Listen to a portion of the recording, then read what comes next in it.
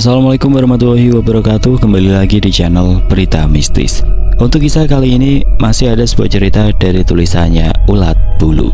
Dan untuk kisah yang akan saya bawakan kali ini, sebuah kisah yang berjudul Diajak Nikah Penunggu Kali. Sebelum kita lanjut ke ceritanya, tekan dulu tombol like video ini dan jangan lupa tekan juga tombol subscribe channel ini. Nyalakan juga lonceng notifikasinya agar tidak ketinggalan cerita-cerita lainnya. Dan seperti apa untuk kisah kali ini? Langsung saja kita masuk ke ceritanya.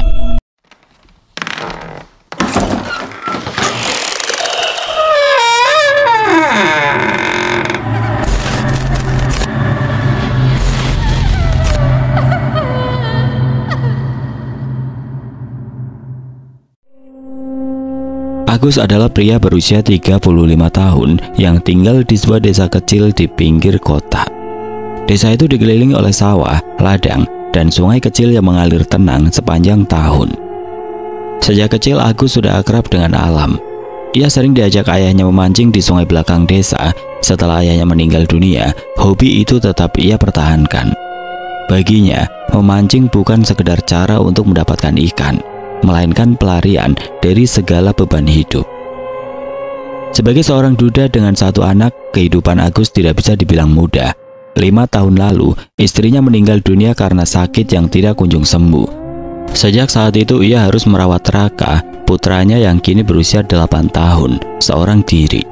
Pekerjaannya sebagai buruh bangunan di desa memberikan penghasilan yang pas-pasan. Namun meski hidupnya sederhana, Agus selalu berusaha menjaga agar senyum tidak pernah lepas dari wajahnya, terutama di depan Raka. Setiap Sabtu sore setelah pekerjaan selesai, Agus akan mengambil pancingnya dan menuju sungai di belakang desa.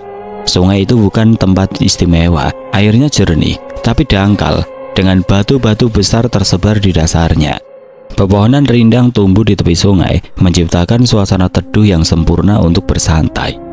Tapi bagi Agus, sungai ini memiliki daya tarik tersendiri. Entah kenapa setiap kali ia memancing di sana, hasil tangkapannya selalu melimpah. Warga desa sering berkomentar tentang keberuntungan Agus. "Kamu pasti punya mantra atau sesuatu ya, Gus?" kata Pak Jono, salah satu tetangga Agus, suatu hari ketika mereka bertemu di warung kopi. "Mana ada, Pak, saya cuma beruntung saja," jawab Agus sambil tertawa. Ia sendiri tidak tahu apa penyebabnya, mungkin tekniknya yang bagus, atau mungkin memang sungai itu surganya ikan. Yang jelas, ia selalu pulang dengan ember penuh ikan besar. Namun ada satu hal yang jarang ia ceritakan pada siapapun. Setiap kali ia memancing, selalu ada sosok aneh yang hadir di sekitarnya. Awalnya Agus mengira itu hanya perasaannya saja, tapi lama-lama ia mulai menyadari bahwa sosok itu benar-benar ada. Sosok itu adalah seorang wanita berambut panjang yang selalu duduk diam di bawah pohon besar di tepi sungai. Wanita itu mengenakan kebaya merah dan selalu menundukkan kepala, seperti sedang memperhatikan air sungai. Pertama kali melihatnya, Agus merasa agak ngeri. Ia mencoba mengabaikan kehadiran wanita itu dan fokus pada pancingnya. Tapi lama-kelamaan ia mulai terbiasa. Wanita itu tidak pernah bicara atau melakukan sesuatu yang mencurigakan. Ia hanya duduk diam, seperti penonton setia yang menemani Agus memancing. "Siapa ya?"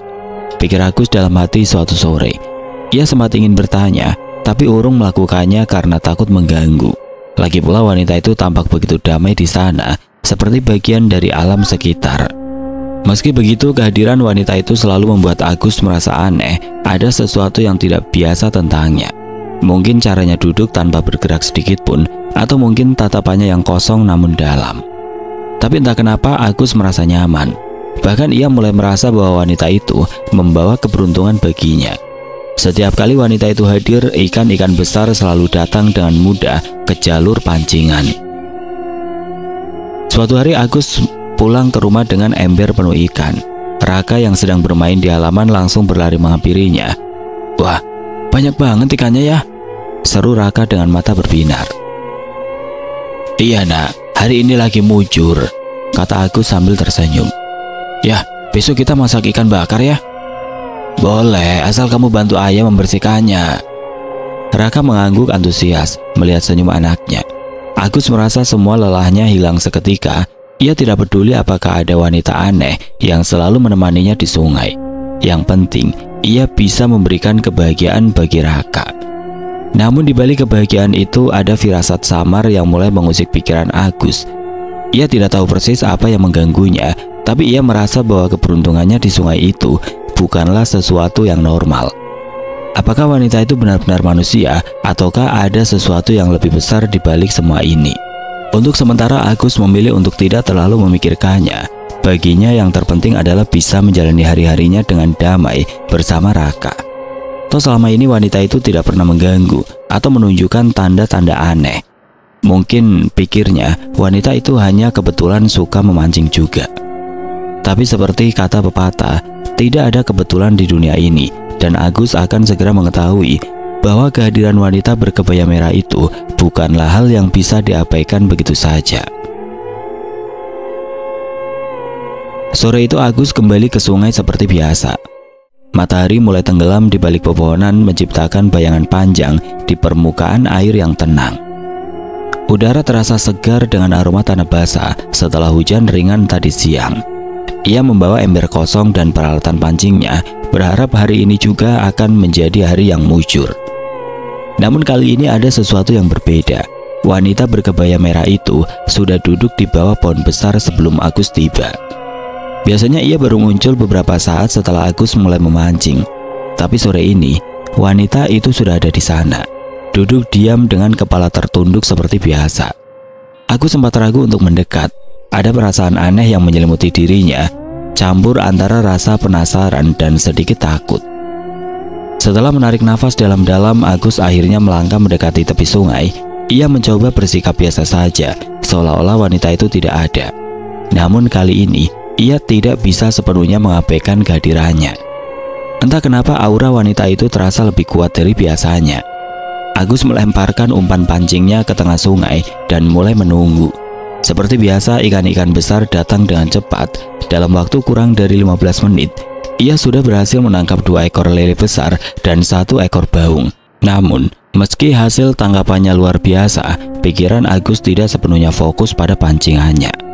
Matanya sesekali melirik ke arah wanita itu. Kenapa dia selalu di sini? Gumam Agus dalam hati. Dan kenapa dia tidak pernah bicara? Rasa penasarannya semakin memuncak. Akhirnya setelah menangkap ikan ketiganya, Agus memberanikan diri untuk mendekati wanita itu. Ia meletakkan pancingnya di tanah dan berjalan pelan ke arah pohon besar tempat wanita itu duduk. "Permisi," kata Agus dengan suara pelan, khawatir jika tiba-tiba wanita itu menghilang atau bereaksi aneh. Wanita itu tidak mengangkat kepala. Ia tetap duduk diam, seolah tidak mendengar panggilan Agus. Tapi Agus yakin bahwa wanita itu sadar akan kehadirannya. Ada sesuatu dalam cara wanita itu duduk yang membuatnya merasa begitu. "Maaf, apakah kamu sering ke sini?" tanya Agus lagi, kali ini sedikit lebih berani. Kali ini wanita itu mengangkat kepalanya. Agus terkejut melihat wajahnya. Wajah itu cantik, tapi ada kesedihan yang mendalam di matanya. Rambutnya yang panjang terurai jatuh di bahunya, dan kebayanya yang merah tampak sangat kontras dengan kulitnya yang putih pucat. "Aku selalu di sini," jawab wanita itu dengan suara lembut nyaris berbisik. Agus terdiam sejenak. Suara wanita itu terdengar aneh, seperti bergema dari jauh, meski mereka hanya berjarak beberapa langkah. "Oh, begitu," kata Agus, mencoba terdengar santai meski hatinya mulai berdebar. "Kalau boleh tahu, namamu siapa?" Wanita itu tersenyum tipis, tapi senyumnya terlihat dingin. "Lanjar," katanya memperkenalkan diri dengan nama yang terdengar agak asing di telinga Agus. "Lanjar, nama yang unik," komentar Agus, mencoba memecah suasana canggung. "Kamu sering kesini juga kan?" tanya Lanjar mengalihkan pembicaraan. "Iya, aku suka memancing di sini. Tempat ini bagus sekali. Tapi aku belum pernah melihatmu di desa." "Aku bukan dari desamu," kata Lanjar singkat tanpa menjelaskan lebih lanjut. Agus mengangguk. Meski dalam hatinya ia semakin penasaran, ada sesuatu yang tidak biasa tentang wanita ini. Bukan hanya karena penampilannya yang aneh, tapi juga karena cara berbicara, seperti ada jarak yang tidak terjangkau antara mereka. "Kalau boleh tahu, apa yang kamu lakukan di sini?" tanya Agus mencoba menggali lebih banyak informasi. "Aku hanya menonton," jawab Lanjar dengan nada datar. "Menonton orang-orang seperti kamu," Orang-orang seperti aku? Ulang Agus bingung. Iya, orang-orang yang datang ke sini untuk memancing. Kamu selalu berhasil menangkap banyak ikan, kan? Agus mengangguk. Iya, aku cukup beruntung. Beruntung? Lanjar tertawa kecil, tapi tawanya terdengar dingin. Itu bukan soal keberuntungan. Agus terdiam. Ada sesuatu dalam nada suara Lanjar yang membuatnya merinding. Ia ingin bertanya lebih lanjut, tapi Lanjar tiba-tiba berdiri dan melangkah menjauh. Tunggu. Lanjar berhenti sejenak lalu menoleh. Jangan terlalu serakah, Agus, katanya seolah tahu nama Agus tanpa perlu diperkenalkan. Ada harga yang harus dibayar untuk semua keberuntunganmu. Sebelum Agus sempat bertanya apa maksudnya, Lanjar sudah menghilang di balik pepohonan. Agus berdiri terpaku, merasa ada sesuatu yang salah. Apa yang dimaksud dengan harga dan kenapa wanita itu tahu namanya? Setelah pertemuan itu, Agus tidak bisa berhenti memikirkan Lanjar. Ia mencoba melanjutkan memancing, tapi fokusnya sudah buyar. Pikirannya dipenuhi oleh pertanyaan-pertanyaan tentang wanita itu. Siapa dia sebenarnya? Kenapa dia selalu ada di sana dan apa maksudnya dengan harga? Saat pulang ke rumah, Agus masih terlihat gelisah. Raka yang sedang menonton kartun di ruang tamu langsung menyadari ada sesuatu yang tidak biasa. Yah, kenapa wajah ayah kelihatan murung? Gak apa-apa nak, ayah cuma capek, jawab Agus mencoba tersenyum. Besok kita masak ikan bakar ya? Pinta Raka mencoba menghibur. Boleh, asal kamu bantu ayah membersihkannya, kata Agus, meski pikirannya masih tertinggal di tepi sungai. Malam itu Agus sulit tidur. Ia terus memikirkan perkataan Lanjar, apa yang dimaksud dengan harga. Apakah keberuntungannya selama ini benar-benar ada hubungannya dengan wanita itu? Semua pertanyaan itu membuatnya gelisah. Esok paginya Agus memutuskan untuk mencari tahu lebih banyak tentang wanita itu. Ia pergi ke warung kopi tempat para tetangga sering berkumpul, berharap ada yang tahu tentang sosok berkebaya merah di tepi sungai. Wanita berkebaya merah? Pak Jono, salah satu tetangga, tampak bingung. Gak pernah lihat? Emang ada? Ada pak, saya sering melihatnya di sungai belakang desa, kata Agus. Aneh, kalau ada wanita cantik kayak gitu, pasti sudah ramai orang-orang ngomongin, komentar Pak Jono sambil tertawa. Agus hanya tersenyum kecut. Ia tahu bahwa ceritanya terdengar aneh, bahkan untuk dirinya sendiri. Tapi ia yakin bahwa wanita itu benar-benar ada. Pertemuannya kemarin terasa begitu nyata. Beberapa hari berikutnya Agus mencoba memancing di tempat lain. Ia ingin tahu apakah keberuntungannya hanya ada di sungai itu ataukah bisa ditemukan di tempat lain juga. Tapi hasilnya sangat mengecewakan. Dimanapun ia memancing, ikan-ikan selalu menghindarinya. Embernya selalu pulang kosong, tidak seperti biasanya. Akhirnya Agus kembali ke sungai belakang desa. Ia tahu bahwa ada sesuatu yang istimewa tentang tempat itu. Sesuatu yang mungkin berkaitan dengan Lanjar. Saat ia tiba di sana, wanita itu sudah duduk di bawah pohon besar seperti biasa. Kamu kembali, kata Lanjar, seolah sudah tahu bahwa Agus akan datang. Iya, jawab Agus, mencoba terdengar santai. Sepertinya aku tidak bisa memancing di tempat lain. Itu karena kamu milikku, kata Lanjar dengan nada datar. Agus terkejut. Maksudmu? Kamu sudah menerima keberuntungan dariku. Kamu tidak bisa pergi begitu saja. Keberuntungan darimu? Ulang Agus, semakin bingung. Semua ikan yang kamu tangkap adalah milikku. Aku yang melepaskannya ke duniamu agar kamu bisa menangkapnya. Agus terdiam. Ia tidak tahu harus berkata apa. Semua ini terdengar begitu aneh, tapi entah kenapa ia percaya pada kata-kata wanita itu. Kenapa kamu melakukan ini? Tanya Agus akhirnya. Karena aku tertarik padamu, kata Lanjar, membuat Agus terkejut lagi. Tertarik? Ulang Agus, tidak yakin apakah ia mendengar dengan benar. Ya, kamu berbeda dari orang-orang lain yang datang ke sini. Kamu tidak rakus. Kamu hanya memancing untuk kebutuhanmu, bukan untuk menjual ikan. Agus merasa campuran antara bangga dan bingung. Ia tidak pernah menyangka bahwa wanita misterius ini memiliki perasaan padanya. Jadi, apa yang kamu inginkan dariku? Tanya Agus, mencoba memahami situasi ini. Kamu akan tahu nanti, kata Lanjar, lalu berdiri dan melangkah menjauh. Agus berdiri terpaku, merasa ada sesuatu yang besar akan terjadi. Ia tidak tahu persis apa yang diinginkan Lanjar, tapi ia yakin bahwa hidupnya tidak akan sama lagi setelah pertemuan ini. Beberapa hari setelah pertemuannya dengan Lanjar, Agus merasa hidupnya mulai berubah. Awalnya ia mengira bahwa semua ini hanya perasaan saja, mungkin karena ia terlalu memikirkan perkataan wanita itu. Tapi lama-lama keanehan-keanehan kecil mulai muncul di sekitarnya. Hal-hal yang awalnya tampak biasa kini terasa janggal, seperti ada sesuatu yang tidak beres di udara.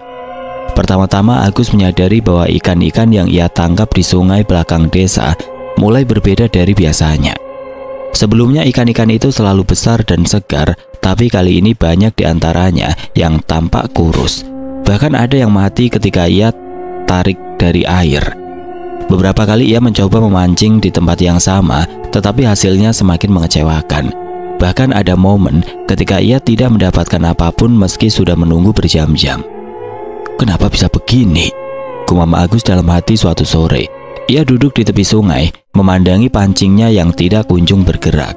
Pikirannya kembali pada kata-kata Lanjar, "Jangan terlalu serakah." Apakah ini maksudnya? Apakah ia telah melampaui batas? Namun keanehan tidak hanya terjadi di sungai. Di rumah, hal-hal aneh juga mulai terjadi. Raka anaknya sering mengeluh mendengar suara-suara aneh di malam hari. Suara itu seperti orang berbisik atau langkah kaki ringan yang berjalan di sekitar rumah. Awalnya Agus mengira itu hanya angin atau hewan liar. Tapi ketika ia keluar untuk memeriksa, tidak ada apapun di sana. "Ya, aku takut," kata Raka suatu malam dengan mata berkaca-kaca. "Ada suara-suara aneh di kamarku." Agus langsung bangkit dari kursinya dan masuk ke kamar Raka. Ia memeriksa setiap sudut ruangan, tapi tidak menemukan apapun yang mencurigakan. Jendela tertutup rapat, pintu juga aman, tidak ada tanda-tanda penyusup atau binatang. "Mungkin kamu cuma bermimpi, Nak," kata Agus, mencoba menenangkan anaknya. Tapi dalam hati ia merasa gelisah. Ini bukan pertama kalinya Raka mengeluh tentang suara-suara itu.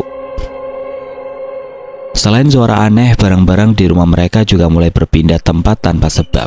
Misalnya ember pancingan Agus yang biasanya tersimpan rapi di gudang, tiba-tiba ditemukan di halaman depan.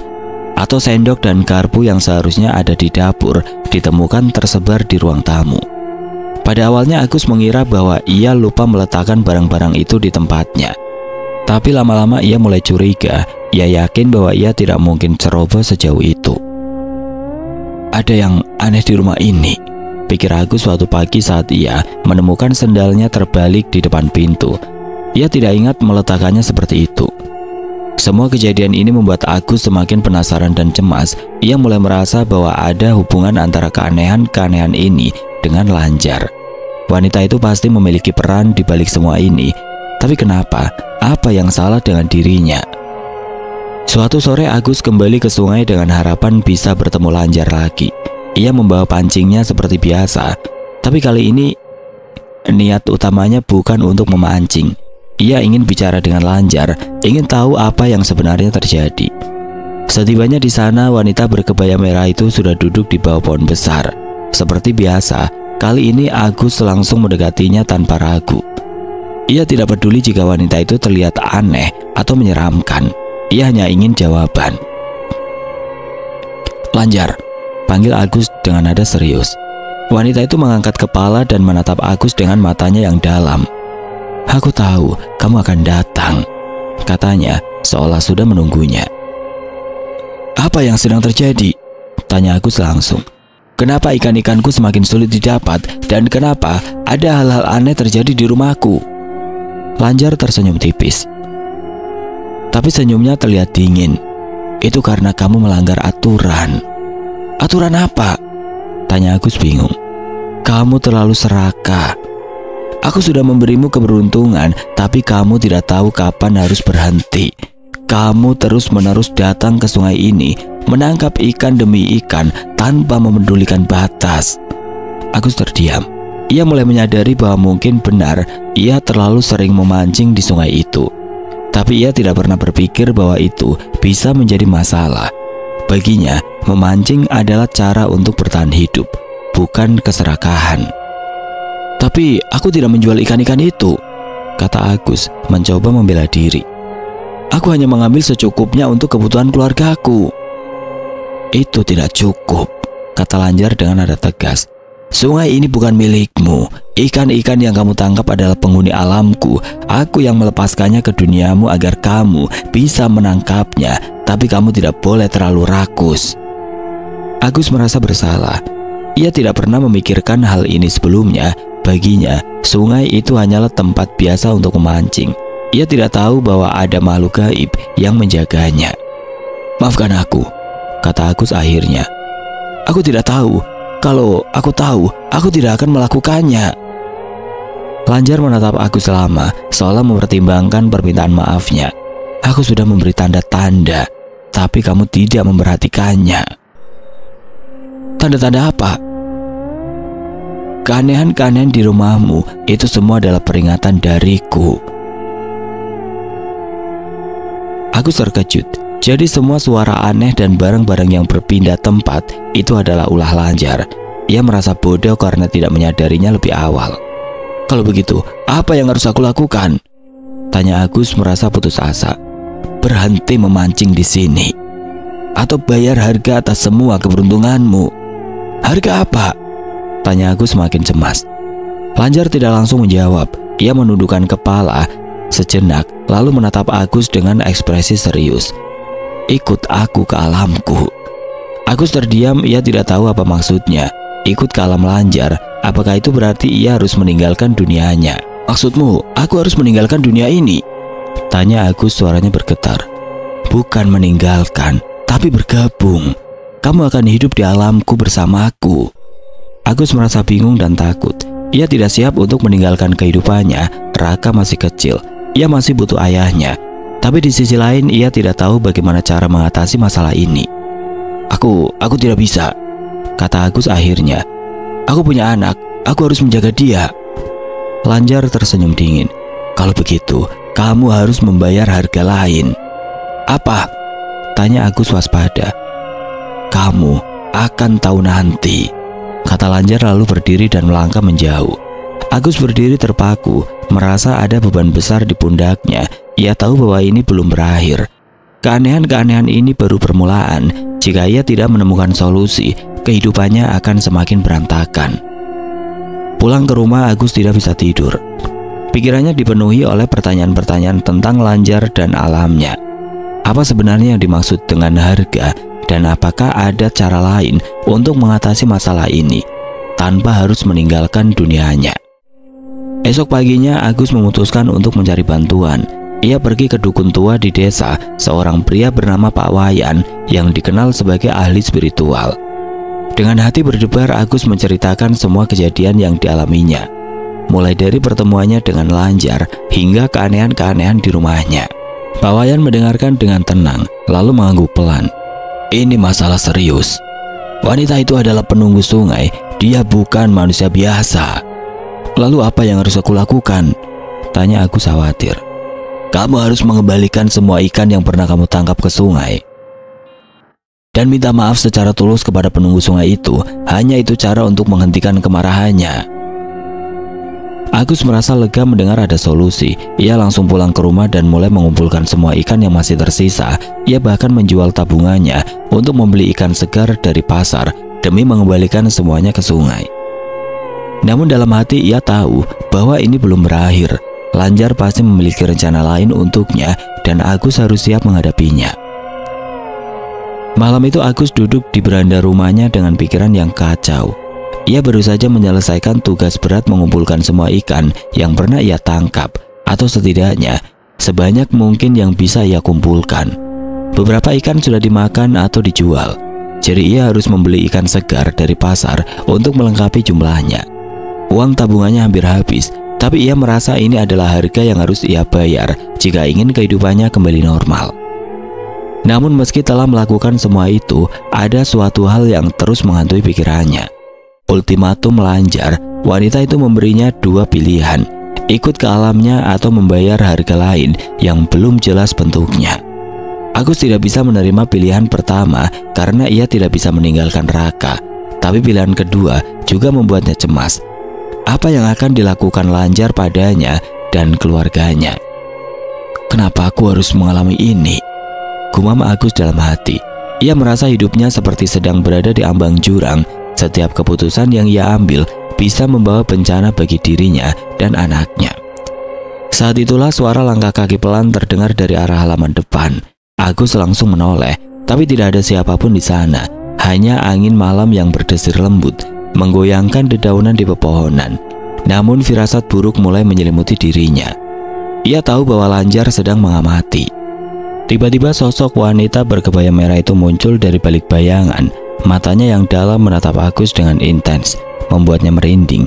Lanjar berjalan mendekat tanpa suara, seperti hantu yang meluncur di atas tanah. Aku tahu, kamu sudah mencoba memperbaiki kesalahanmu, kata Lanjar dengan nada datar. Tapi itu tidak cukup. Agus berdiri dengan cepat, mencoba menenangkan dirinya. Apalagi yang harus aku lakukan? Tanyanya, suaranya bergetar. Lanjar tersenyum tipis, tapi senyumnya terlihat dingin. Kamu masih punya satu pilihan. Ikut aku ke alamku. Agus menggeleng keras. Aku tidak bisa, aku punya anak. Aku tidak bisa meninggalkannya. Kalau begitu kamu harus bersedia membayar harga lain, kata Lanjar, nada suaranya semakin tegas. Harga apa? Lanjar tidak langsung menjawab. Ia melangkah lebih dekat hingga hanya beberapa langkah dari Agus. Matanya yang dalam menatap lurus ke mata Agus, seolah mencoba membaca isi hatinya. Aku ingin kamu menjadi milikku sepenuhnya, kata Lanjar akhirnya. Menikahlah denganku. Agus terkejut. Ia tidak pernah menyangka bahwa wanita itu akan mengajukan tawaran seperti itu. Menikah? Ulangnya bingung. Iya, tanpa mahar. Syaratnya sederhana. Kamu harus ikut denganku ke alamku. Agus terdiam. Pikirannya dipenuhi oleh konflik internal. Di satu sisi ia merasa ada sesuatu yang aneh, namun menarik tentang Lanjar. Wanita itu cantik, misterius, dan memiliki aura yang sulit diabaikan. Tapi di sisi lain ia tahu bahwa Lanjar bukan manusia biasa, menikahi makhluk gaib.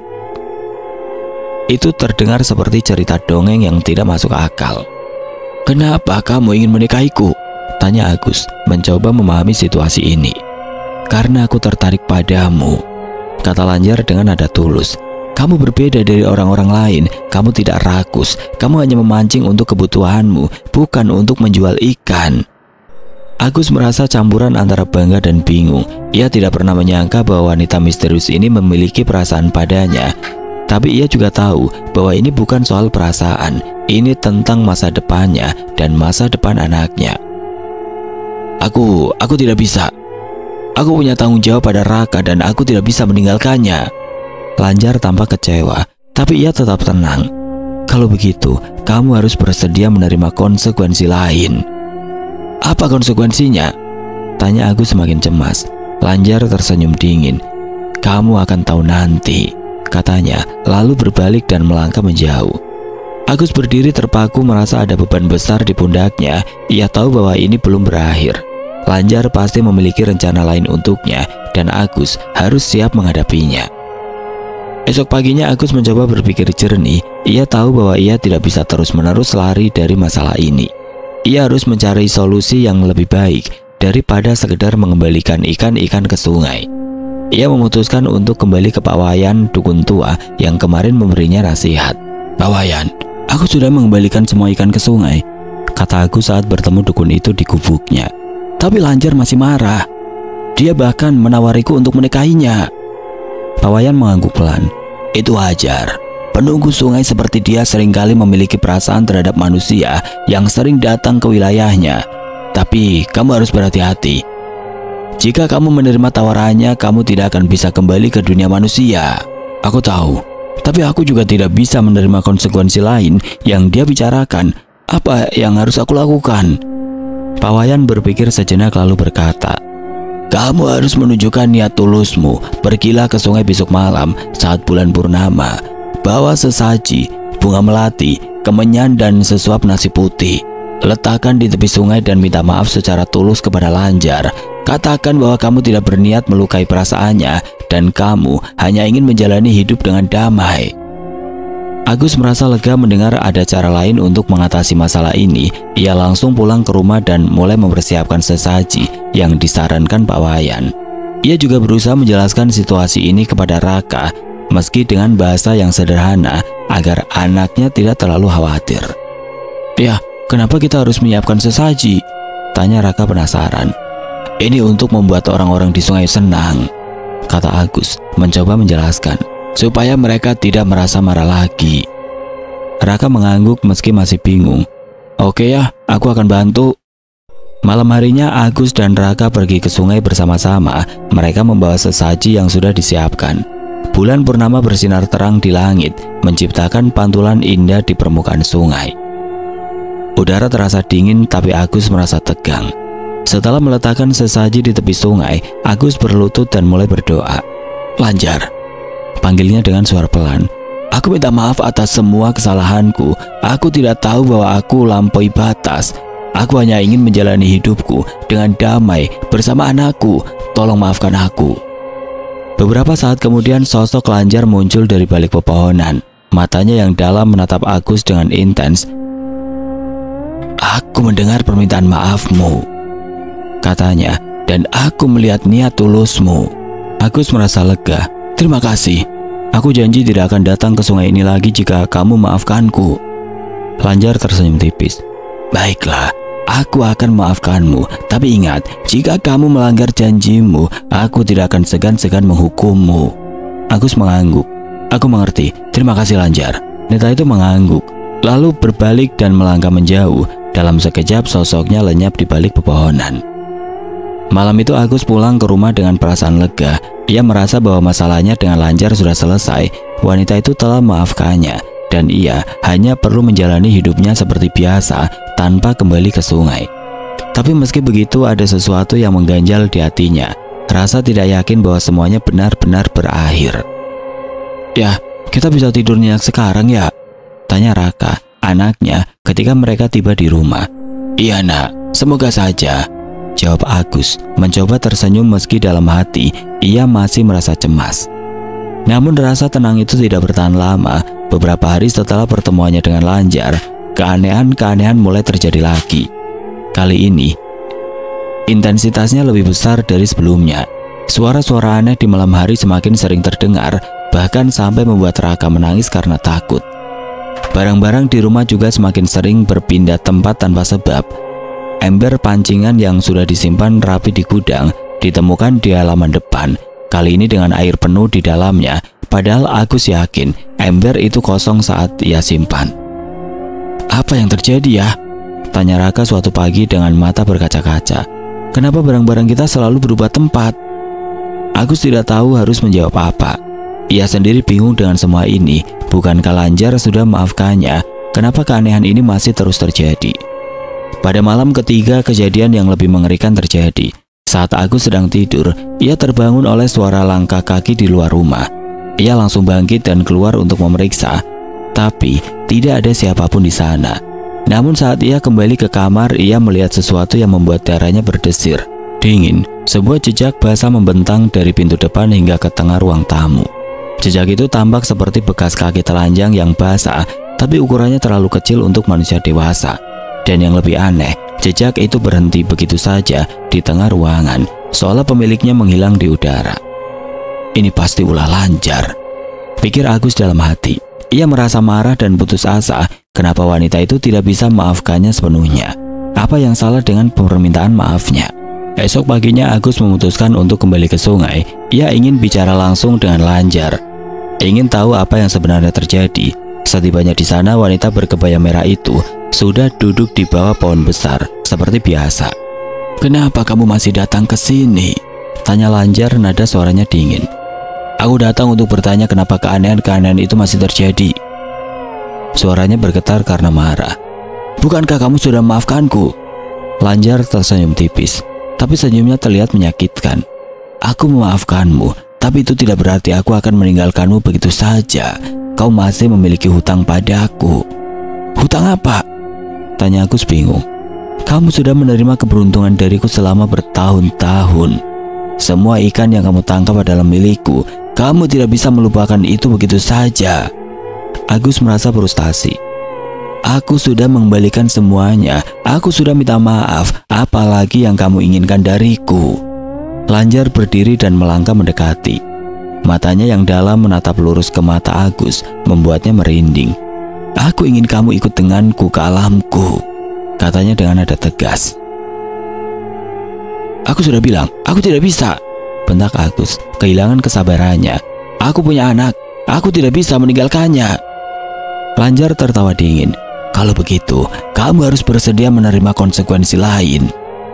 Apa konsekuensinya? Tanya Agus waspada. Wanita itu tidak langsung menjawab.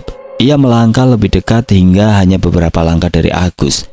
Konsekuensinya adalah aku akan mengambil alih hidupmu, katanya dengan nada datar. Agus terkejut. Maksudmu apa?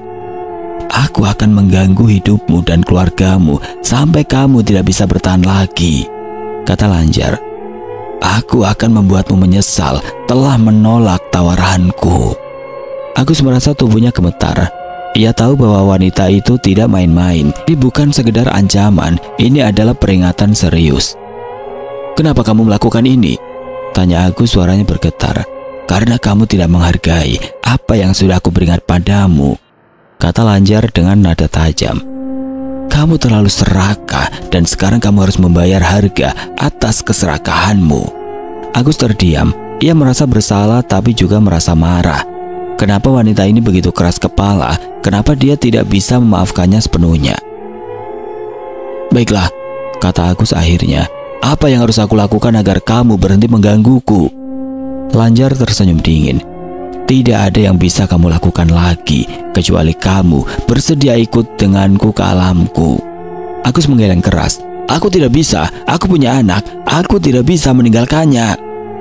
Kalau begitu bersiaplah untuk menerima konsekuensinya. Pulang ke rumah, Agus merasa putus asa. Ia tahu bahwa Lanjar tidak akan berhenti sampai ia menyerah atau menemukan cara lain untuk mengatasi masalah ini. Tapi apa yang bisa ia lakukan? Ia sudah mencoba meminta maaf, sudah mengembalikan ikan-ikan, bahkan sudah mencari bantuan dari dukun tua, tapi semuanya tidak cukup. Esok paginya Agus memutuskan untuk mencari bantuan lagi. Kali ini ia pergi ke Pak Jono, tetangga yang dikenal sebagai orang bijak di desa. Ia menceritakan semua kejadian yang dialaminya, mulai dari pertemuannya dengan Lanjar hingga ancaman terbaru yang diterimanya. Pak Jono mendengarkan dengan tenang lalu mengangguk pelan. Ini masalah serius. Penunggu sungai seperti Lanjar tidak akan mudah memaafkan jika ia merasa dihianati. Apa yang harus aku lakukan? Tanya Agus khawatir. Kamu harus menunjukkan niat tulusmu. Tapi kali ini kamu harus melakukannya dengan cara yang lebih besar. Kamu harus mengadakan ritual penghormatan untuk Lanjar. Ritual apa? Tanya Agus. Kamu harus membuat sesaji yang lebih lengkap. Bunga melati, kemenyan, sesuap nasi putih dan seekor ayam jantan. Letakkan semuanya di tepi sungai pada tengah malam saat bulan purnama. Lalu ucapkan permintaan maafku secara tulus. Katakan bahwa kamu bersedia melepaskan semua hubunganmu dengan sungai itu. Agus merasa lega mendengar ada solusi lain. Ia langsung pulang ke rumah dan mulai mempersiapkan sesaji yang disarankan Pak Jono. Ia juga berusaha menjelaskan situasi ini kepada Raka, meski dengan bahasa yang sederhana, agar anaknya tidak terlalu khawatir. Ya, kenapa kita harus membuat sesaji lagi? Tanya Raka penasaran.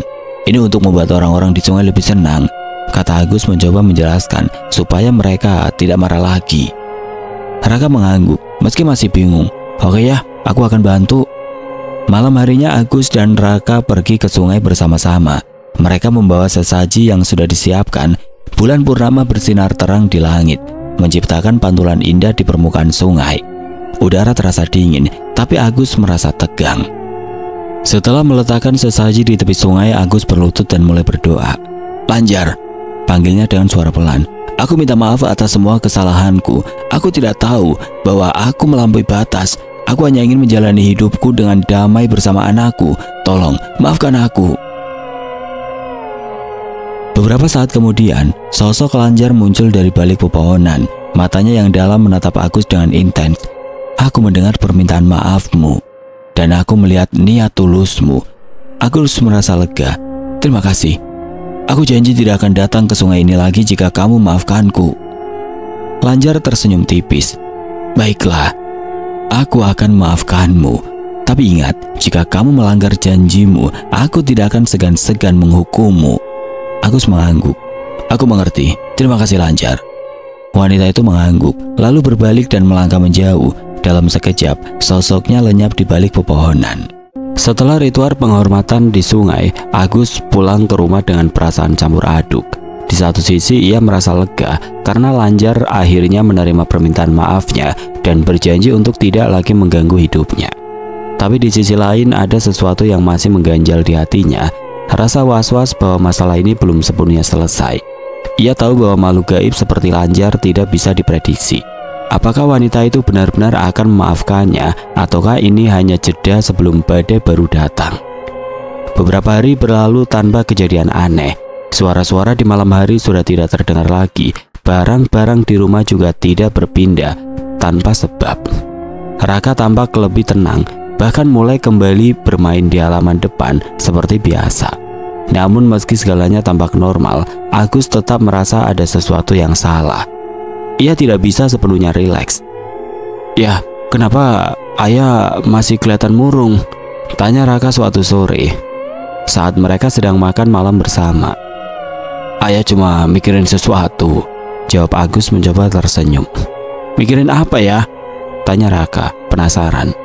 "Tidak ada apa-apa nak, ayah cuma capek," kata Agus menghindari pembicaraan lebih lanjut. Raka mengangguk, tapi dari ekspresi wajahnya Agus tahu bahwa anaknya tidak sepenuhnya percaya. Ia merasa bersalah karena harus menyembunyikan kekhawatirannya dari Raka. Anak itu masih kecil dan Agus tidak ingin membuatnya cemas. Esok paginya Agus memutuskan untuk mencari bantuan lagi. Kali ini ia pergi ke Pak Wayan, dukun tua yang beberapa waktu lalu memberinya nasihat tentang Lanjar. Ia merasa bahwa hanya orang seperti Pak Wayan yang bisa memberinya jawaban lebih dalam tentang apa yang sebenarnya terjadi. "Pak Wayan, aku sudah melakukan ritual seperti yang sampean sarankan," kata Agus saat bertemu dukun itu di gubuknya. "Tapi aku masih merasa tidak yakin apakah masalah ini benar-benar selesai." Pak Wayan mengangguk pelan. "Wajar jika kamu merasa begitu. Penunggu sungai seperti Lanjar tidak mudah dimengerti. Mereka memiliki aturan dan cara mereka sendiri." "Apa yang harus aku lakukan?" tanya Agus khawatir. Pak Wayan berpikir sejenak lalu berkata, "Kamu harus mencari tahu apa yang sebenarnya diinginkan Lanjar darimu. Ritual penghormatan itu hanya langkah awal. Kamu harus menunjukkan niat tulusmu dengan cara yang lebih besar." "Apa maksudmu?" tanya Agus bingung. "Lanjar bukan makhluk biasa. Dia adalah penunggu sungai, penguasa alamnya sendiri. Dia tidak hanya marah karena kamu melampaui batas, tapi juga karena kamu telah mengambil sesuatu yang sangat berharga baginya." "Apa yang aku ambil?" tanya Agus makin bingung. "Ikan-ikan yang kamu tangkap bukanlah ikan biasa. Mereka adalah penghuni alam Lanjar. Ikan-ikan itu dilepaskannya ke duniamu sebagai ujian bagi manusia. Jika kamu bisa menahan diri untuk tidak rakus, dia akan membiarkanmu hidup damai. Tapi jika kamu terlalu serakah, dia akan menganggapmu sebagai ancaman." Agus terdiam. Ia baru menyadari betapa besar kesalahannya. Selama ini ia mengira bahwa ikan-ikan itu hanyalah hasil tangkapannya yang biasa. Ia tidak pernah memikirkan bahwa ada makhluk gaib yang menjaga mereka. "Jadi apa yang harus aku lakukan?" tanya Agus akhirnya. "Kamu harus mengembalikan semua ikan yang pernah kamu tangkap ke sungai," kata Pak Wayan. "Dan kali ini kamu harus melakukannya dengan cara yang benar, dengan niat tulus dan tanpa pamrih." "Aku sudah mengembalikan ikan-ikan yang tersisa, tapi banyak diantaranya sudah dimakan atau dijual." "Kalau begitu kamu harus menggantinya dengan cara lain. Misalnya, dengan membeli ikan segar dari pasar dan melepaskannya ke sungai. Itu adalah bentuk pengorbananmu untuk memperbaiki kesalahanmu." Agus merasa lega mendengar ada solusi lain. Ia langsung pulang ke rumah dan mulai mempersiapkan rencana tersebut. Ia menjual tabungannya yang tersisa untuk membeli ikan segar di pasar. Setiap sore, ia pergi ke sungai dan melepaskan ikan-ikan itu satu persatu di air yang jernih.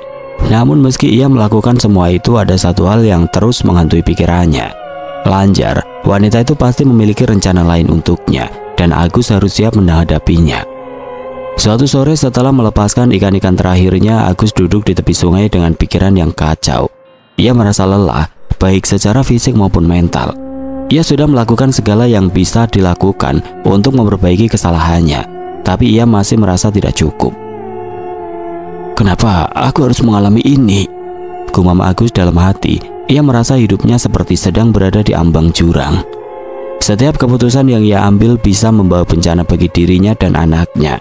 Saat itulah suara langkah kaki pelan terdengar dari arah pepohonan. Agus langsung menoleh dan di sana berdiri Lanjar, wanita berkebaya merah yang selama ini menghantuinya. Matanya yang dalam menatap Agus dengan intens membuatnya merinding. "Aku lihat kamu sudah mencoba memperbaiki kesalahanmu," kata Lanjar dengan nada datar. "Iya," kata Agus, mencoba menenangkan dirinya. "Aku sudah melepaskan semua ikan yang pernah aku tangkap. Aku harap kamu bisa memaafkanku sepenuhnya." Lanjar tersenyum tipis, tapi senyumnya terlihat dingin. "Aku sudah memaafkanmu, tapi itu tidak berarti aku akan meninggalkanmu begitu saja." "Apa maksudmu?" tanya Agus waspada. "Aku ingin kamu menjadi milikku sepenuhnya," kata Lanjar dengan nada tegas. Agus terkejut. "Aku sudah bilang, aku tidak bisa. Aku punya anak, aku tidak bisa meninggalkannya." "Kalau begitu kamu harus bersedia menerima konsekuensi lainnya." "Apa konsekuensinya?" tanya Agus semakin cemas. Lanjar tidak langsung menjawab. Ia melangkah lebih dekat hingga hanya beberapa langkah dari Agus. Matanya yang dalam menatap lurus ke mata Agus, seolah mencoba membaca isi hatinya. "Konsekuensinya adalah kamu harus meninggalkan duniamu," kata Lanjar akhirnya. Agus merasa tubuhnya gemetar. Ia tahu bahwa wanita itu tidak main-main. Ini bukan sekedar ancaman, ini adalah peringatan serius. "Kenapa kamu melakukan ini?" tanya Agus, suaranya bergetar. "Karena kamu tidak menghargai apa yang sudah aku berikan padamu," kata Lanjar dengan nada tajam. "Kamu terlalu serakah dan sekarang kamu harus membayar harga atas keserakahanmu." Agus terdiam. Ia merasa bersalah, tapi ia juga merasa marah. Kenapa wanita ini begitu keras kepala? Kenapa dia tidak bisa memaafkannya sepenuhnya?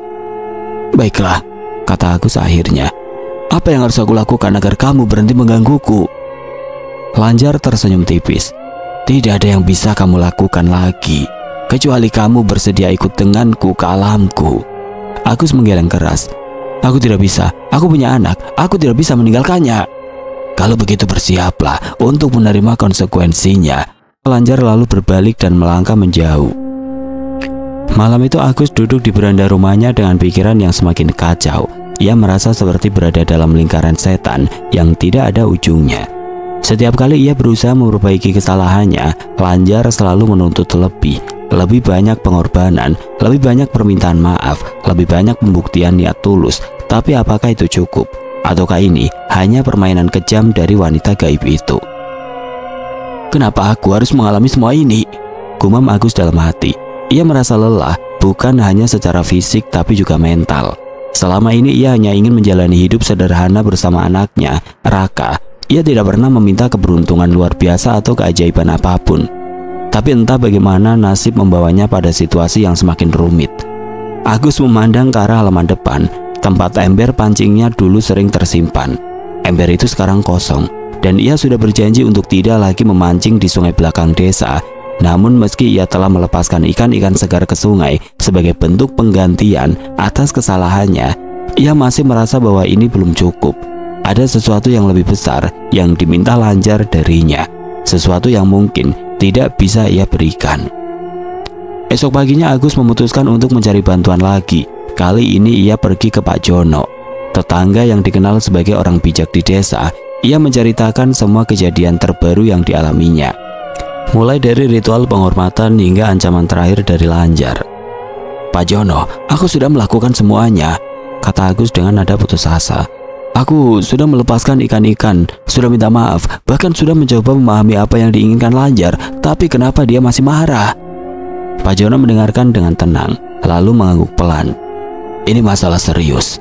Penunggu sungai seperti Lanjar tidak hanya marah karena kamu melampaui batas, dia juga merasa dihianati." "Apa maksudmu?" "Kamu sudah menerima keberuntungan darinya tanpa menyadarinya. Selama beberapa tahun kamu menangkap ikan-ikan yang dilepaskannya ke duniamu. Kamu mengambil sesuatu yang sangat berharga baginya tanpa memperdulikan aturannya. Agus merasa bersalah.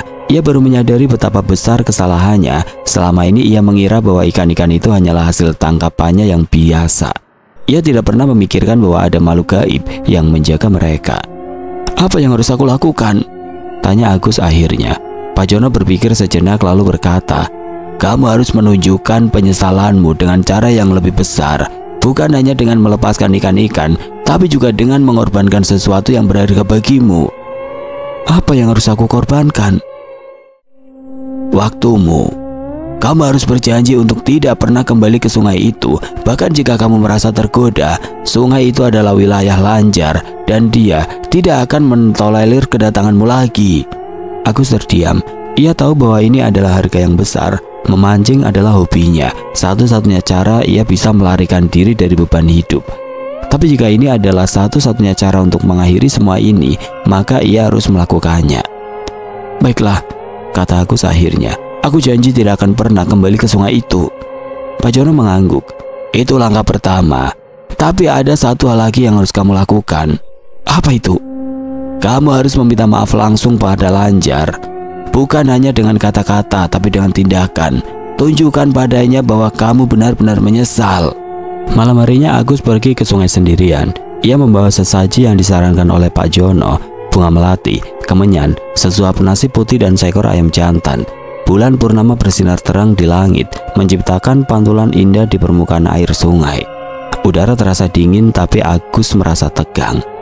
Setelah meletakkan sesaji di tepi sungai, Agus berlutut dan mulai berdoa. Lanjar, panggilnya dengan suara pelan. Aku minta maaf atas semua kesalahanku. Aku tidak tahu bahwa aku melampaui batas. Aku hanya ingin menjalani hidupku dengan damai bersama anakku. Tolong maafkan aku.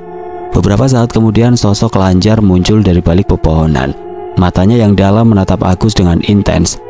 Aku mendengar permintaan maafmu dan aku melihat niat tulusmu. Agus merasa lega. Terima kasih. Aku janji tidak akan datang ke sungai ini lagi jika kamu maafkanku. Lanjar tersenyum tipis. Baiklah, aku akan maafkanmu. Tapi ingat, jika kamu melanggar janjimu, aku tidak akan segan-segan menghukummu. Agus mengangguk. Aku mengerti. Terima kasih Lanjar.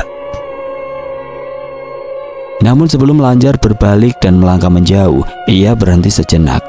Ada satu hal lagi. Apa itu? Tanya Agus waspada.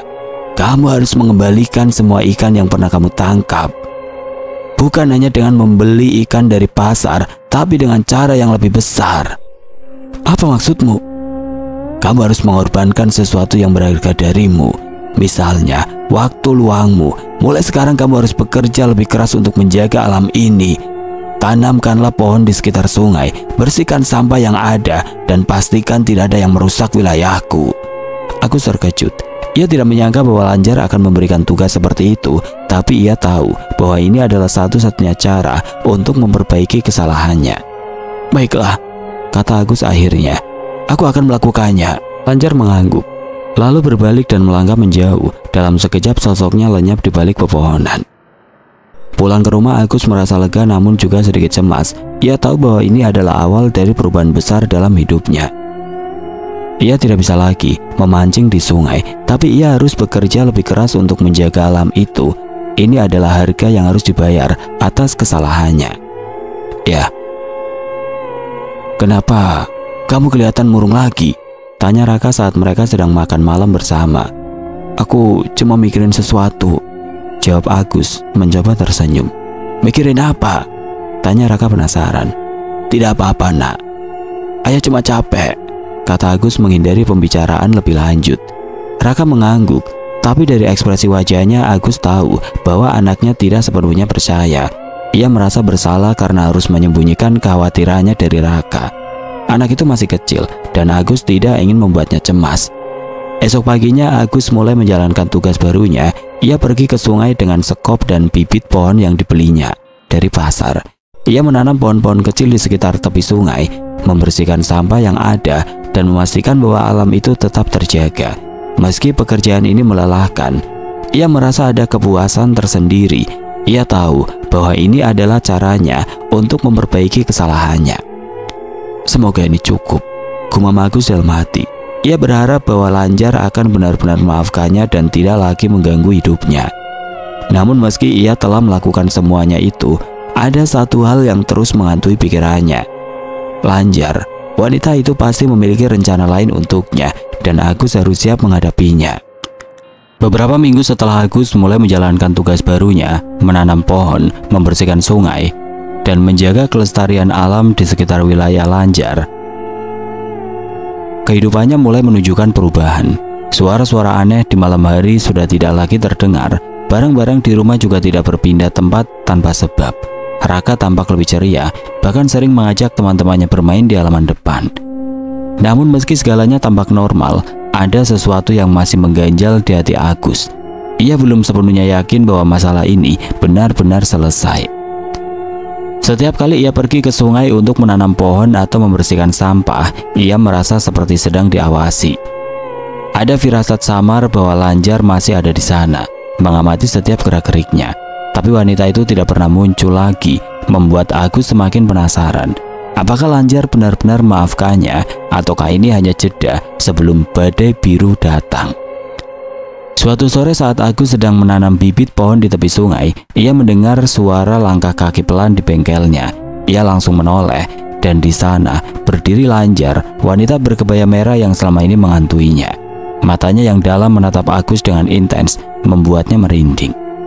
"Aku lihat, kamu sudah bekerja keras," kata Lanjar dengan nada datar. "Iya," kata Agus mencoba menenangkan dirinya. "Aku hanya ingin memperbaiki kesalahanku." Lanjar tersenyum tipis, tapi senyumnya terlihat dingin.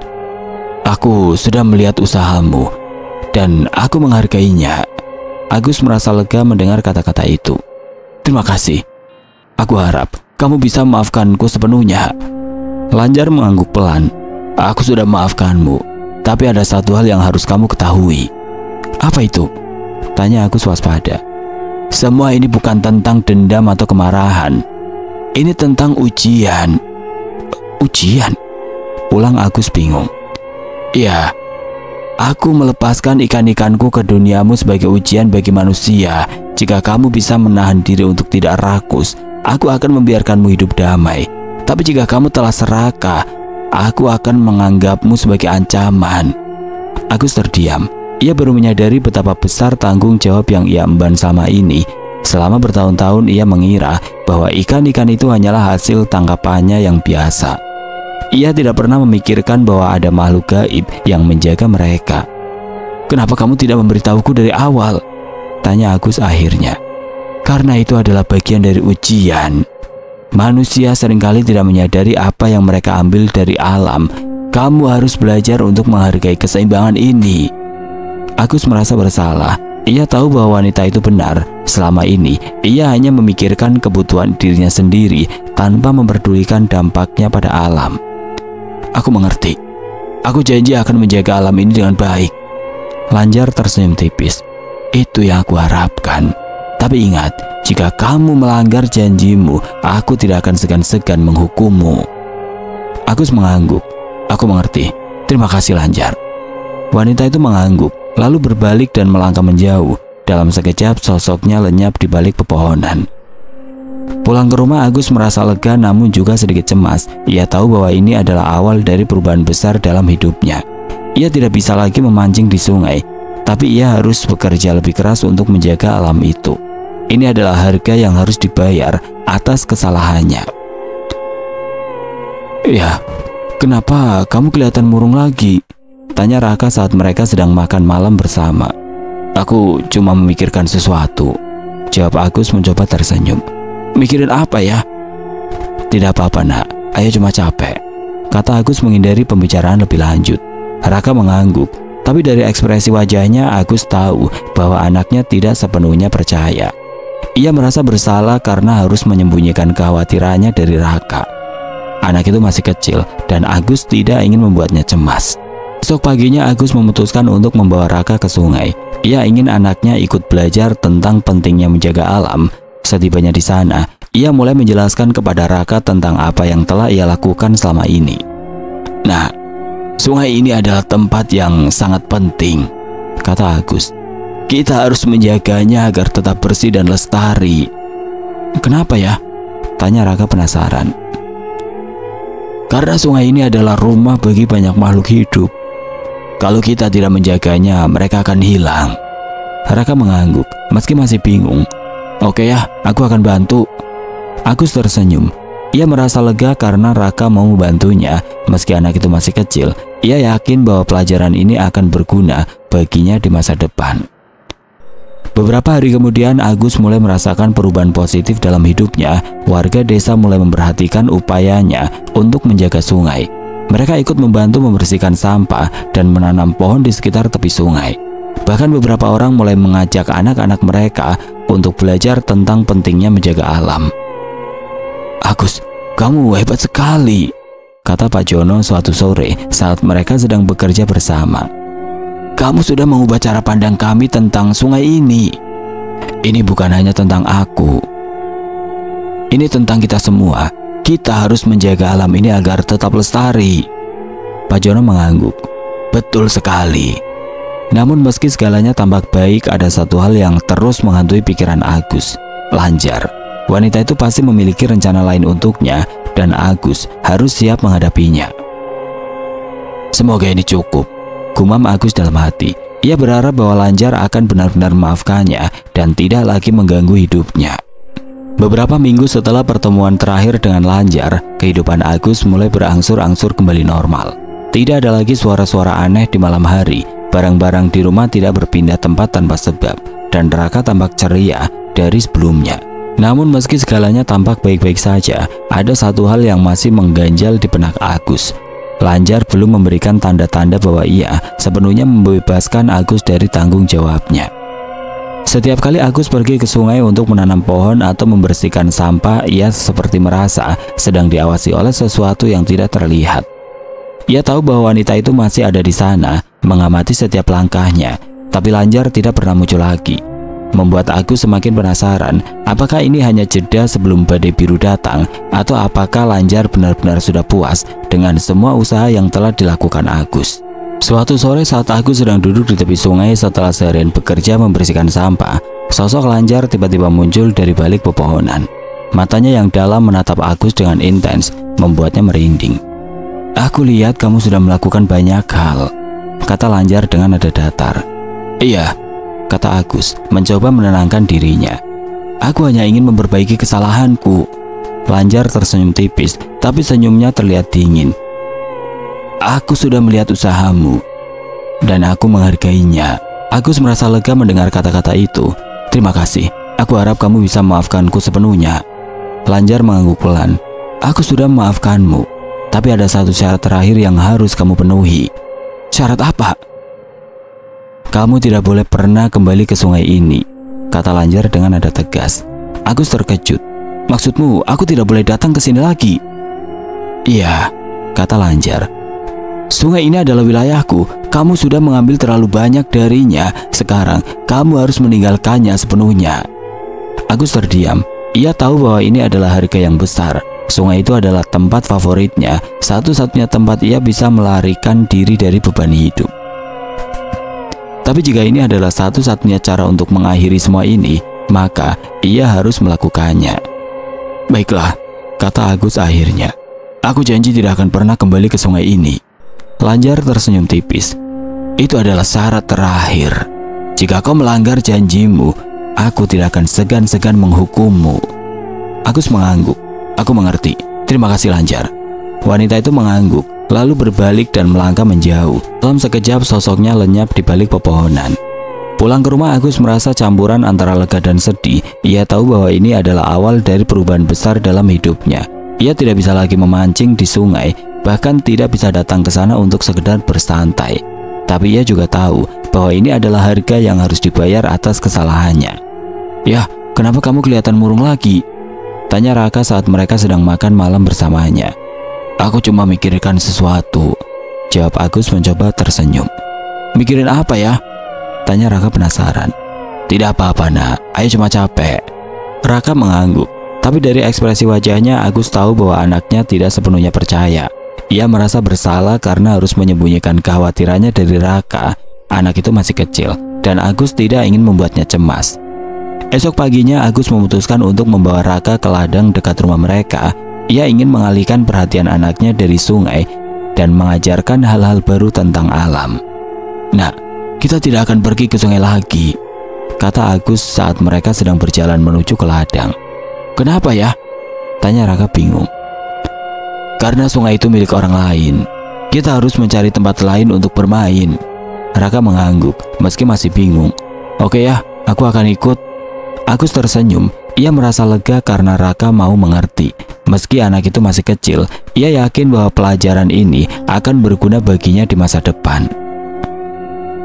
Beberapa hari kemudian Agus mulai menemukan cara baru untuk mengisi waktu luangnya. Ia mulai menanam sayur di halaman belakang rumahnya, bahkan mengajak Raka untuk membantu. Mereka juga mulai bermain di ladang dekat rumah, menjelajahi pepohonan dan mencari serangga kecil. Meski tidak seasik memancing di sungai, Agus merasa ada kepuasan tersendiri di dalam kegiatan ini. "Ya, aku senang kita bisa bermain di sini," kata Raka suatu sore saat mereka sedang duduk di bawah pohon besar. "Ayah juga senang, Nak," kata Agus tersenyum.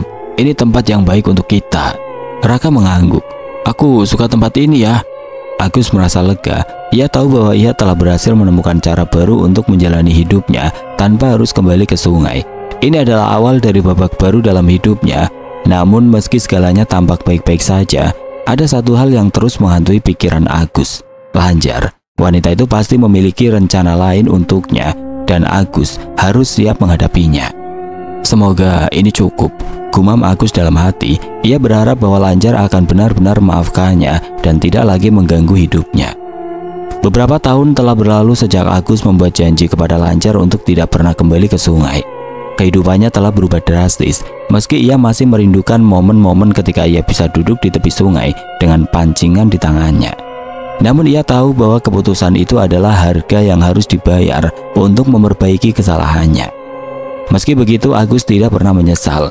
Ia menemukan cara baru untuk menjalani hidupnya, dan yang lebih penting, ia berhasil menjadi ayah yang baik bagi Raka. Raka yang kini sudah berusia 11 tahun, tumbuh menjadi anak yang cerdas dan mandiri. Ia sering membantu Agus di ladang, bahkan mulai belajar menanam sayuran sendiri. Di sekolah, Raka dikenal sebagai murid yang rajin dan berprestasi. Setiap kali mendapat penghargaan, ia selalu berlari ke rumah untuk memamerkannya pada Agus. "Ya, aku dapat juara 1 lomba cerdas cermat loh," seru Raka suatu sore dengan mata berbinar-binar. "Wah, hebat sekali, Nak," kata Agus bangga. "Ayah sangat senang." "Aku ingin jadi dokter ya," kata Raka penuh semangat. "Aku ingin membantu orang-orang seperti ayah membantu alam." Agus tersenyum. Ia merasa lega karena semua pengorbanan yang ia lakukan selama ini tidak sia-sia. Raka tumbuh menjadi anak yang memiliki tujuan hidup yang jelas, dan itu adalah hal yang paling berharga baginya. Namun meski segalanya tampak baik-baik saja, ada satu hal yang terus menghantui pikiran Agus. Lanjar, wanita itu tidak pernah muncul lagi setelah pertemuan terakhirnya di tepi sungai. Tapi Agus tahu bahwa wanita itu masih ada di sana, mengamati setiap langkahnya. Ia tidak pernah melanggar janjinya untuk tidak kembali ke sungai, tapi firasat samar itu selalu ada di benaknya. Suatu sore saat Agus sedang duduk di beranda rumah, ia melihat sesuatu yang aneh di kejauhan. Seorang wanita berkebaya merah berdiri di bawah pohon besar di ujung ladang. Matanya yang dalam menatap Agus dengan intens, membuatnya merinding. "Lanjar," gumam Agus dalam hati. Wanita itu melangkah mendekat, tapi ia tidak berbicara. Ia hanya berdiri di sana menatap Agus dengan senyum tipis di wajahnya. "Apa yang kamu inginkan?" tanya Agus akhirnya, suaranya bergetar. Lanjar tersenyum dingin. "Aku hanya ingin melihatmu untuk terakhir kalinya." "Terakhir kalinya?" ulang Agus bingung. "Iya, kamu sudah membuktikan niat tulusmu. Kamu sudah menjaga alam ini dengan baik, dan kamu sudah menjadi ayah yang baik bagi anakmu. Aku tidak akan mengganggumu lagi." Agus merasa lega mendengar kata-kata itu. "Terima kasih, aku harap kamu juga bisa hidup damai." Lanjar mengangguk pelan. "Aku akan kembali ke alamku, dan kamu tidak perlu khawatir lagi tentang aku." Sebelum Agus sempat berkata apa-apa, sosok Lanjar lenyap di balik pepohonan. Dalam sekejap wanita itu hilang tanpa jejak. Pulang ke rumah, Agus merasa campuran antara lega dan sedikit sedih. Ia tahu bahwa ini adalah akhir dari ceritanya dengan Lanjar. Wanita itu telah membebaskannya dari semua beban yang selama ini menghantuinya. Tapi di sisi lain, ia merasa ada sesuatu yang hilang. Lanjar, meski misterius dan menyeramkan, telah menjadi bagian dari hidupnya selama bertahun-tahun. Esok paginya, Agus memutuskan untuk membawa Raka ke ladang seperti biasa. Mereka mulai menanam sayuran baru, bahkan berencana untuk memperluas ladang mereka agar bisa menghasilkan lebih banyak panen. "Ya, kita bisa menjual sayuran ini ke pasar," kata Raka penuh semangat. "Iya nak," kata Agus tersenyum. "Kita bisa mencoba." Mereka bekerja bersama hingga sore hari. Saat matahari mulai tenggelam, Agus dan Raka duduk di bawah pohon besar di ujung ladang. Mereka memandangi ladang yang luas, merasa puas dengan hasil kerja keras mereka. "Ya, aku senang kita bisa melakukan ini bersama," kata Raka. "Aku juga nak," kata Agus tersenyum. "Ini adalah awal dari kehidupan baru kita." Namun saat Agus memandangi ladang yang luas, ia melihat sesuatu yang aneh di kejauhan. Sebuah bayangan samar bergerak di antara pepohonan. Bayangan itu tampak seperti seorang wanita berkebaya merah. Agus terdiam, merasa ada sesuatu yang tidak biasa. "Nak, kamu lihat itu?" tanya Agus menunjuk ke arah bayangan itu. "Lihat apa ya?" Agus menyipitkan matanya, mencoba melihat lebih jelas, tapi saat ia melihat lagi, bayangan itu sudah hilang. "Tidak apa-apa," kata Agus akhirnya, mencoba tersenyum. "Mungkin hanya angin." Raka mengangguk, tapi dari ekspresi wajahnya, ia tahu bahwa anaknya tidak sepenuhnya percaya. Malam itu Agus duduk di beranda rumahnya dengan pikiran yang kacau. Ia merasa ada sesuatu yang belum selesai dengan Lanjar. Wanita itu mungkin sudah membebaskannya, tapi ia tahu bahwa wanita itu masih ada di sana, mengamati setiap langkahnya. "Kenapa aku masih merasa seperti ini?" gumam Agus dalam hati. Ia tahu bahwa ia tidak akan pernah bisa melupakan Lanjar, meski wanita itu sudah meninggalkannya. Esok paginya Agus memutuskan untuk pergi ke sungai untuk terakhir kalinya. Bukan untuk memancing, tapi untuk mengucapkan terima kasih kepada Lanjar atas semua yang telah terjadi. Setibanya di sana, ia meletakkan seikat bunga melati di tepi sungai. "Terima kasih Lanjar," kata Agus dengan suara pelan. "Aku harap kamu bisa hidup damai di alammu." Saat ia berbalik untuk pulang, ia melihat sesuatu yang aneh di permukaan air sungai. Bayangan seorang wanita berkebaya merah muncul di sana, tersenyum tipis kepadanya. "Selamat tinggal Agus," kata suara lembut yang nyaris tidak terdengar. Agus tersenyum tipis. Ia tahu bahwa ini adalah akhir dari ceritanya dengan Lanjar. Wanita itu telah membebaskannya dan ia harus melanjutkan hidupnya tanpa rasa takut atau penyesalan. Beberapa bulan kemudian, Agus dan Raka berhasil menjual sayuran mereka di pasar. Hasilnya cukup untuk membangun rumah baru yang lebih besar dan nyaman. Kehidupan mereka semakin membaik, dan Agus merasa bahwa semua pengorbanan yang ia lakukan selama ini tidak sia-sia. Namun suatu malam saat Agus sedang tidur, ia bermimpi tentang Lanjar. Wanita itu berdiri di tepi sungai, tersenyum padanya. "Aku akan selalu mengamati dari kejauhan," kata Lanjar dalam mimpi itu. Esok paginya Agus bangun dengan perasaan aneh. Ia tahu bahwa Lanjar tidak akan pernah benar-benar meninggalkannya. Wanita itu adalah bagian dari hidupnya, meski hanya dalam bentuk kenangan. Oke teman-teman, sekian untuk kisah kali ini. Bagaimana menurut kalian tentang kisah ini? Tulis komentar kalian di kolom komentar. Dan buat teman-teman yang baru bergabung, jangan lupa untuk like, komen, share, serta subscribe channel ini. Dan nantikan kisah-kisah horor berikutnya tetap di channel Berita Mistis. Wassalamualaikum warahmatullahi wabarakatuh.